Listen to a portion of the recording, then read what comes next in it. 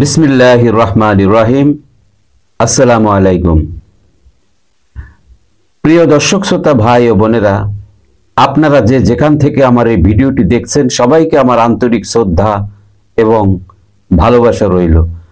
অন্যান্য জাতি ধর্মের ভাই বোনদেরকে আমার আদাব নমস্কার জানাই।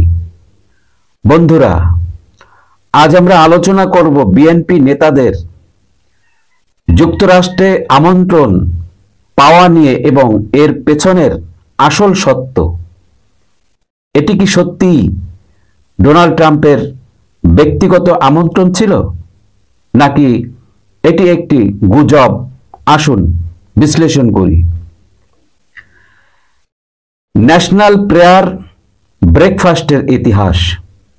এটি একটি ধর্মীয় এবং সামাজিক প্রোগ্রাম যা প্রথম শুরু হয় 1953 সালে। এটি মার্কিন সরকারের উদ্যোগ নয়, বরং একটি খ্রিস্টান সম্প্রদায়ের উদ্যোগ যা রাজনীতি থেকে সম্পূর্ণ স্বাধীন। বিএনপি নেতাদের গুজব। বিএনপি মিডিয়া সেলের তথ্য অনুযায়ী তারা যুক্তরাষ্ট্রের প্রেসিডেন্ট ডোনাল্ড ট্রাম্পের আমন্ত্রণ পেয়েছেন বলে দাবি করেছেন। গণমাধ্যমে মিষ্টি বিতরণ ও বিজয় উদযাপন করে বিষয়টি বড় করে দেখানো হয়েছে।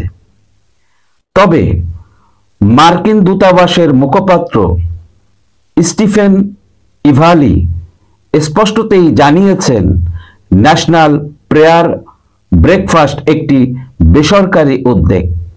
এর সঙ্গে মার্কিন প্রেসিডেন্ট বা সরকার সরাসরি কোনোভাবে সম্পৃক্ত নয়।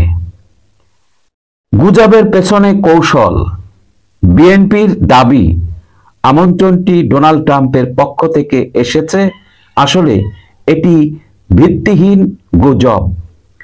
তবে প্রমাণিত হয়েছে এটি আসলে একটি সাধারণ আমন্ত্রণ যা বিশ্বের বিভিন্ন প্রভাবশালী ব্যক্তি, ধর্মীয় নেতা এবং সমাজসেবীদের পাঠানো হয়।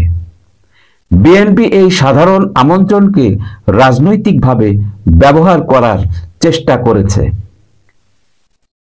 ন্যাশনাল প্রেয়ার ব্রেকফাস্টের উদ্দেশ্য। এটি রাজনৈতিক বা কূটনৈতিক কোনো ইভেন্ট নয়। এর মূল লক্ষ্য হলো মানুষের মধ্যে বন্ধুত্বের সম্পর্ক গড়ে তোলা এবং ধর্মীয় মূল্যবোধ প্রচার করা। গণমাধ্যম ও সোশ্যাল মিডিয়ার ভূমিকা। বিএনপির প্রচারণা একটি সাধারণ ইভেন্টকে ভুলভাবে উপস্থাপন করেছে।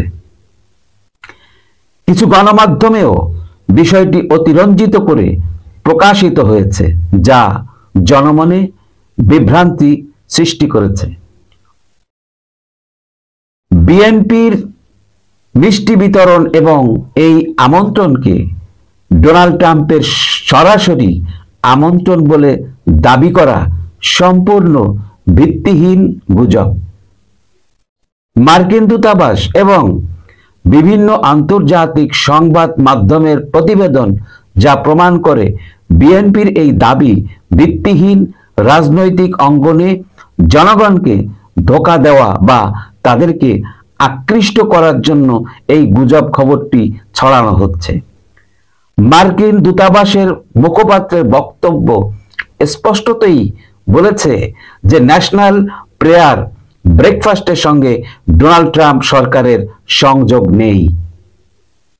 ন্যাশনাল প্রেয়ার ব্রেকফাস্টে আমন্ত্রণ একটি নিয়মিত প্রক্রিয়া এবং এতে বিশ্বের অনেক দেশের প্রতিনিধি অংশগ্রহণ করেন। তবে এটি কোনো সরকারি কূটনৈতিক প্রোগ্রাম না।